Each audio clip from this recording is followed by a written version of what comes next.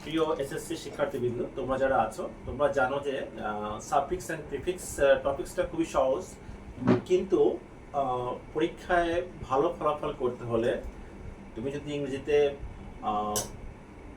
80+ number তুলতে চাও তাহলে কিন্তু এই সাফিক্স প্রিফিক্স কিন্তু তোমার একটা বড় ধরনের সাহায্য করবে। যদি তুমি এই অধ্যায়টা ভালোভাবে নাম্বার ক্যারি করতে না পারো তাহলে কিন্তু তোমার ইংলিশ যে সাবজেক্ট রয়েছে সেই সাবজেক্টের উপর কিন্তু বিশাল একটা ইফেক্ট ফেলবে। সো এইখানে অনেকেই কিন্তু এই সাফিক্স প্রিফিক্স মুখস্থ করে। কিভাবে এখান থেকে মুখস্থ ছাড়াও আমরা এই সাফিক্স প্রিফিক্স ভালো করতে পারি, আমি আজকে সেটি নিয়ে আলোচনা করব। তো আলোচনা আমি বলে চলে যাচ্ছি। দেখো, আমি যেটি আজকে লিখেছি সাফিক্স প্রিফিক্স ড্যাশ, তো এখানে দেখবো আসলে আমরা আগে এই গল্পটা পড়বো, অর্থাৎ যে তোমাদের যে প্যাসেজটা দেওয়া থাকবে সেটি আমরা ভালোভাবে পড়ার চেষ্টা করব এবং বুঝে বুঝে যদি আমরা এখানে অ্যান্সার করি তাহলে কিন্তু আমরা খুব সহজেই এখানে ভালো নাম্বার তুলতে পারবো। দেখো, প্রথমটি রয়েছে kind dash is a divine virtue. So দেখো, এখানে কাইন্ড কি কি হতে পারে। কাইন্ড হচ্ছে তোমার কাইন্ডলি হতে পারে, অ্যান্ড কাইন্ডনেস হতে পারে এবং আনকাইন্ড হতে পারে।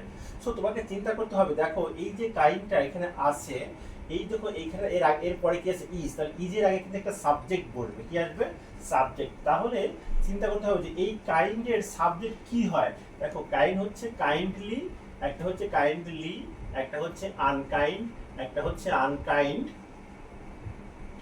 আরেকটা হচ্ছে কাইন্ডনেস। তাহলে তোমাকে চিন্তা করতে হবে যে আসলে এইখানে আমাদের কোনটা পারফেক্ট, কোনটা সাবজেক্ট হিসেবে বসে। দেখো, কাইন্ডলি কিন্তু কখনো সাবজেক্ট হিসেবে বসতে পারে না, আবার আনকাইন্ড দেখো অ্যাডজেক্টিভ, তো সো এখানেও কিন্তু এটিও অ্যাডজেক্টিভ হিসেবে বসতে পারে না। সো এখানে অ্যান্সার কি হবে কাইন্ডনেস। তাহলে অ্যান্সার হচ্ছে কাইন্ডনেস।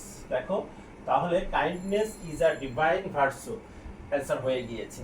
এবার দেখো, so we should not be dash kind to the people. তোমাদের কিন্তু সেই সাথে অর্থটা বোঝার চেষ্টা করতে হবে। বলছে সো উই শুড নট, আমাদের উচিত নয় be dash kind to the people. তাহলে আমাদের ইন ডিস্ট্রেস অ্যান্ড ইভেন্ট, তাহলে আমাদের এই ডিস্ট্রেস যারা পিপল রয়েছে এদের প্রতি আমাদের কি হওয়া উচিত নয়। দেখো, কাইন্ডকে আমরা কি কি করা যায়। দেখো, এই যে বি পর সাধারণত একটা অ্যাডজেক্টিভ বসে। সো আমরা তাহলে কাইন্ডের অ্যাডজেক্টিভ কি হবে, কাইন্ডলিতে অ্যাডভার্ব, সো এটা হবে না। তো আমরা নাউন যেহেতু বসি, কাইন্ডনেস আছে, সো এটাও হবে না। সো এখানে অ্যান্সার হবে কি আনকাইন্ড, আনকাইন্ড। তাহলে আশা করি তোমরা যেটা বুঝতে পেরেছো।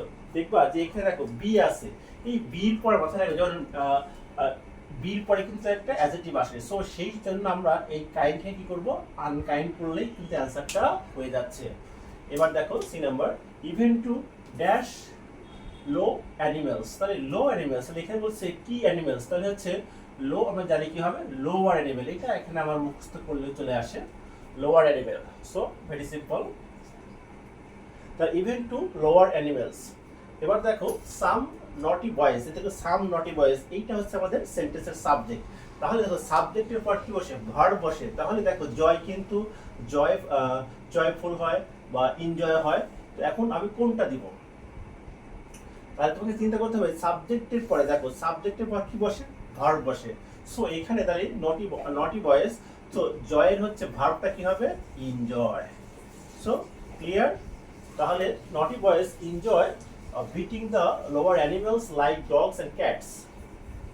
এবার দেখো দেয়ার ইজ অ্যান্ড ড্যাশ, দেখো এই যে অ্যান আছে dash, there is and dash rational behaviour. Behaviour হচ্ছে একটা নাউন, খেয়াল করো এই নাউনের আগে কিন্তু কি একটা অ্যাডজেক্টিভ বসবে।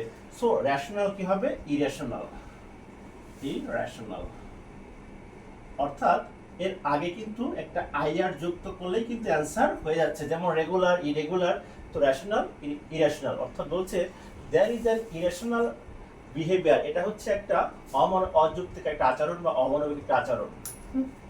অ্যানিমালস, প্রাণীগুলো আর ডাম ড্যাশ, তাহলে অ্যানিমালস আর ডাম, দেখো এখানে ডাম কি ক্রিয়েট আছে, তাহলে ক্রিয়েট কি হবে, তাহলে ডাম মানে ড্রাম ক্রিয়েচার্স হবে। এখানে বলছে এই প্রাণীগুলো কি ড্রাম ক্রিয়েচার্স, তাহলে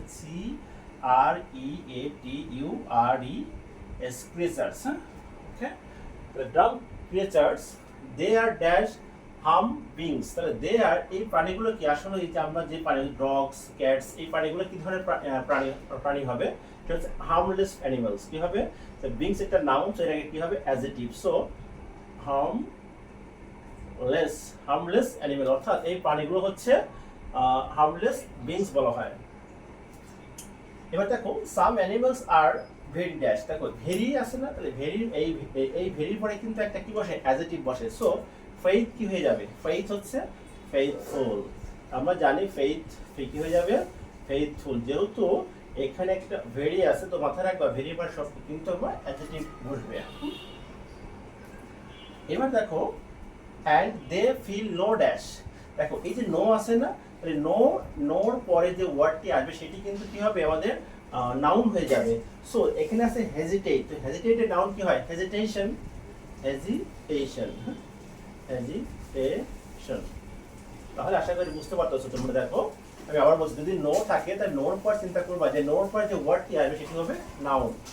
ওকে, এবার আমরা নেক্সট যাই, two risk their lives for our dash, দেখো এই আওয়ার কে বলা হয় পজিটিভ, তো এই আওয়ার এর পরে কিন্তু একটা নাউন বসবে, তো দেখি আমাদের ওয়ার্ডটা কি আছে, এখানে আছে প্রোটেক্ট, তো প্রোটেক্টের নাউন কি হবে প্রোটেকশন, প্রোটেকশন।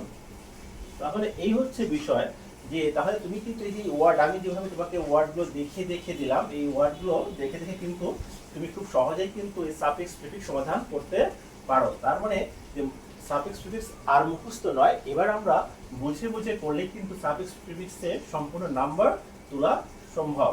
তো সবাইকে ধন্যবাদ।